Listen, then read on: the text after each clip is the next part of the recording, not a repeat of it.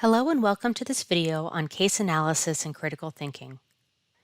This video will provide a short history of the case method and discuss business case types and characteristics. The bulk of the presentation will cover our recommended process for case analysis, and then we will finish with some concluding thoughts and recommendations. The use of the case method as a pedagogical tool was invented for legal education by Christopher Columbus Langdell, who was the dean of the Harvard Law School from 1870 to 1895. He also wrote the first case book called A Selection of Cases on the Law of Contracts. In this context, the case method involved the examination and analysis of resolved court cases and their judicial decisions, where Langdell would employ a Socratic-style questioning with his students during classes. In the 1920s, the Harvard Business School adapted the Langdellian method into what we now regard as business case studies.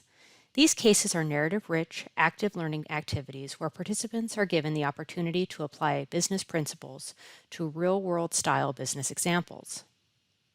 Typically, these business cases fall into three primary buckets. The first is the problem diagnosis case, where participants are presented with the symptoms of an issue and are asked to diagnose the problem and then possibly recommend solutions. Then there is the decision or dilemma case, where the problem is more defined and the participants are asked to recommend a solution or choose the best course of action from a finite set of distinct decision alternatives. Finally, the analysis case is similar to the Langdellian method, where participants analyze a business situation that has already been resolved and then evaluate the course of action taken and consider alternative approaches. While business cases may vary in their approach, many contain predictable elements such as background or contextual information, specific case information outlining the problem or issue, assigned roles for you and your audience or judges, explicit tasks and guided questions, and then supplementary data and exhibits to help inform your analysis and recommendations. When you're first looking at a business case, it is very easy to get overwhelmed by the amount of information provided. But just like any big task, it becomes more manageable when you break it down into smaller parts. Here is one recommended strategy that consists of 4 phases: getting oriented, identifying problems, performing analysis, and action planning. Now, while these phases are listed in a linear order, approaching the phases sequentially might not always be the most effective method of completing the business case. In fact, I would even recommend that you reflect on and revisit prior phases, as it can lead to a deeper level of analysis and ensure that you are on the right track with your action planning. So now let's take a look at these phases individually. The getting oriented phase is your first pass at the case, where you begin to familiarize yourself with the information provided, identify what is being asked of you, and begin your preliminary analysis. Some questions that you might ask yourself are: what is your role? What is the case asking you to do? Is this a real or fictional company, which could inform your research approach? What information is most relevant at this stage? What additional information is provided, such as supplementary data or exhibits? You may also want to reflect on your existing knowledge on the topic, and if you are in a team, discuss the knowledge and skills that each member brings to the group. You may also want to start planning your research approach and consider what information you would like to know and whether it is possibly available through external sources. Once you're feeling a little more grounded in the case, you should then reread the information carefully to identify the problem or issue that should be addressed in your analysis. If you have not done so already, you should consider highlighting important or salient information and take some notes as well. Then ask yourself, is there a stated problem or symptoms of a problem? Who are the stakeholders in this case? In other words, who is affected by the problem and who might be impacted by the solution? What are the implications of the problem? Put another way, what are the potential outcomes if the problem is not addressed? Once you have some idea of what the problem is, you can begin performing your analysis. Depending on the details of the case, there are different approaches that you can take. If you don't know where to begin, simply organizing your information and prioritizing facts can help you get started. There are also many strategies and models that you can employ that may provide additional insights. Some of these strategies include a SWOT analysis, Porter's 5 Forces model, timeline analysis, financial analysis, and a cause and effect analysis, and I'll describe these in a bit more detail. The SWOT analysis is the process of identifying internal and external factors that affect the competitive positioning of a company. The SWOT mnemonic stands for strengths, weaknesses, opportunities, and threats, which helps individuals identify and succinctly organize information so that their decisions and recommendations leverage a company's strengths and opportunities while also overcoming their weaknesses and possible threats. When individuals conduct a SWOT analysis, they usually create a matrix like the one shown here on the slide. And then through reading the case and conducting supplementary research, you can begin filling in each section. The strengths refer to what the company does well, their internal sources of competitive advantage, or functions that create value. You can ask yourself what makes the company stand out to its customers. How does the company differentiate itself from its competitors? What assets or intellectual property does the company have? Or do they utilize a process or have a system in place that make operations more efficient than other companies? Then the weaknesses are the internal factors that are not going so well. You could consider performance or efficiency issues, legal or image problems, or other characteristics or systems that are done better by a company's competitors. Opportunities refer to external areas of growth for the company. This could relate to possible strategic partnerships and agreements, favorable consumer trends, advances in technology, or areas of geographic and market expansion. Finally, threats relate to external factors that could negatively affect the company's sales and market share, such as a changing competitive landscape with companies fighting for a limited consumer base, products and services becoming obsolete, social changes, threatening or stringent government policies and regulations, changing economic conditions, and others. Once you've filled in your SWOT matrix, you can begin making assessments about its competitive positioning and use that information in your decision-making process. When completing the SWOT matrix, you may also want to consider the Porter's 5 Forces model in your external analysis. This model helps individuals look at competitive forces within an industry, which can help inform a company's business strategy. In the center of this model, we have the competitive rivalry within an industry that refers to the number of competitors with equivalent products and services. When the competitive rivalry is high, many companies have to find ways of differentiating their products and services in terms of quality, price, or both. However, if the competition is low, companies have more opportunities to charge higher prices and then therefore gain higher profits. At the top of the model, we also have the threat of new entrants, which refers to the ease in which new companies can enter the market.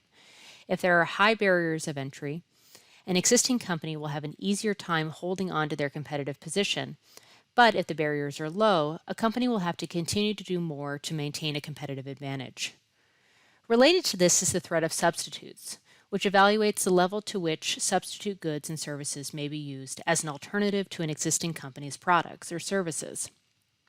An example of this could be books versus ebooks, where books were an existing product and then ebook devices were offered as a substitute product. When an industry has no close substitutes, existing companies have more opportunities for profitability than those companies within industries where close substitutes are available. This model also considers the power of suppliers and buyers. The supplier power refers to the number of suppliers in an industry and their power in setting high prices for raw materials and inputs. When there are fewer suppliers, there are less options to choose from, and suppliers can get away with charging more for their materials. If there are many suppliers, companies will have more options and can benefit from competitive pricing. Buyer power is concerned with the buyer's ability to drive down or negotiate prices. Buyers have the most bargaining power when specific types of buyers in a market account for a large percentage of sales revenue. Put another way, if there are customers that are fewer in number but highly concentrated, they have more power to negotiate prices than widespread and individualized customer groupings. To conclude on this, it's important to have a good sense of the industry conditions and environmental threats that a company is facing because it will ultimately impact strategic decision-making and long-term profitability. Researching information for Porter's 5 Forces model can be a little challenging because you need to have a good understanding of what to look for and how the industry works. Census data can show the number of companies in an industry, and you can look up governmental policies and regulatory information online as well. Business news sources and trade publications can also give you insights on emerging trends and major players in an industry. However, Purdue also subscribes to a useful resource that includes a lot of comprehensive information and an added layer of analysis that can be helpful and ultimately save you time. It's called IBIS World Industry Reports, and this can be found on the Purdue Library's A to Z database list. IBIS World contains industry reports that comprise elements from the Porter's 5 Forces, as well as a lot of other information. Each of these reports follow a standardized format of chapters, subsections, and visualizations that are consistent across all of their industry reports.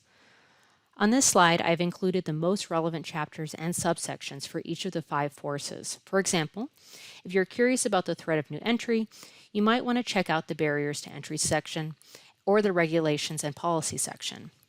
It is always good to supplement your research with other sources as well, but this is an excellent starting point to familiarize yourself with an industry. When you are analyzing a case, you may also consider organizing your information in a timeline.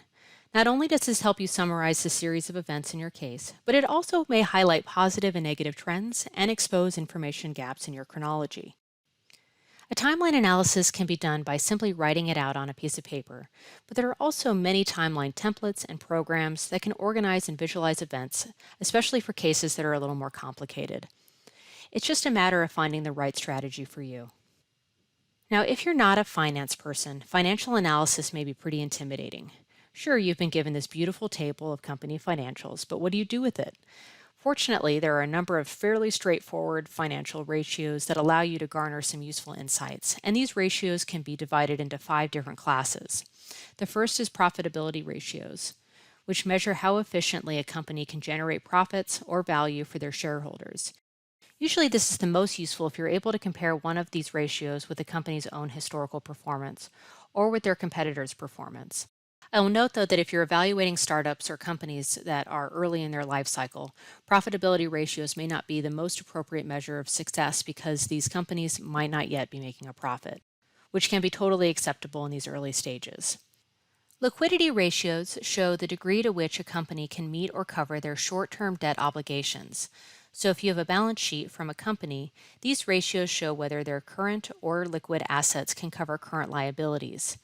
If you're working on a case where you are in the role of an investor or a creditor, these ratios are useful because they can show the health of a company and whether they are worthy of investment or credit. Activity ratios show how effectively a company manages its assets to generate revenue, which can show the operating efficiency of a company. Leverage ratios can show how much capital comes in the form of debt, highlighting how a company's assets and operations are being financed, whether that be debt or equity. Market value ratios can measure the return earned from shareholders holding stock in a company, which can help in making wise investment decisions. And here are a couple of examples of what these ratios look like. First is the net profit margin, which, as I'm sure you can guess, is a profitability ratio, where the net income is divided by sales revenue, and this will give you a percentage of the profits earned on sales. The inputs for this equation can be found on the company's income statement. The current ratio is a liquidity ratio that measures the degree to which short-term debt claims can be covered by liquid assets, meaning that the assets can easily be turned into cash. The current ratio equals current assets divided by current liabilities, which is information that can be found on the balance sheet. What you're looking for here is a ratio that is at least 1. However, you do not want the ratio to be too high, which can show that a company is not using its assets efficiently. But a ratio between 1 and 3 is generally fine. The inventory turnover ratio is an activity ratio that shows whether a firm is carrying excess inventory or whether their inventory is sold or used within a particular period. You can calculate this ratio by dividing the cost of goods sold by the average inventory. This information can be found on the balance sheet, and generally speaking, the inventory is reported as a current asset. Though depending on how it is reported, you may need to add the beginning inventory to the ending inventory and divide that by the number of periods to get an average. A good inventory ratio depends a lot on the industry. Some sources recommend an inventory between 2 and 4, while other industries may be in the 5 to 10 range. It probably would be useful to look at industry benchmarks if you're using this measure in your analysis. The final example is the debt-to-equity ratio, which falls under the leverage ratio class and shows the balance between debt and shareholder equity in a company's capital structure. To calculate the debt-to-equity ratio, just divide the total debt by the total equity, which can be found on the balance sheet. The optimal debt-to-equity value will again vary by industry, because some industries use more debt than others, but generally a good measure is around 1 to 1.5. This is obviously not an exhaustive list of ratios, and in reality there are a ton to choose from, so I recommend exploring the many free resources that are available online. Purdue Libraries also has a number of ebooks that focus specifically on financial ratios, so definitely do a deeper dive if you're interested. Another evaluative strategy is the cause and effect analysis, also known as fishbone diagrams, because they often resemble the skeletal structure of fish. This form of analysis is useful because it gets people thinking beyond the symptoms of a problem to begin unwrapping the underlying causes. When you're starting your diagram, add the problem statement as the mouth of your fish. Then discuss major categories that may include the causes of the problem and create diagonal branches for these categories. Next, you can begin discussing supporting issues that may contribute to the problem. In our example here, our problem is high employee turnover. We've then identified the organizational culture, the marketplace, company characteristics, and job characteristics that might have underlying causes for this problem. We then fleshed out more specific information, which will make it easier to address these causes in our action planning. After conducting your analysis, you should consider reflecting on earlier phases of this process to make sure that you're on the right track. You should ask yourself, did different problems emerge during your analysis?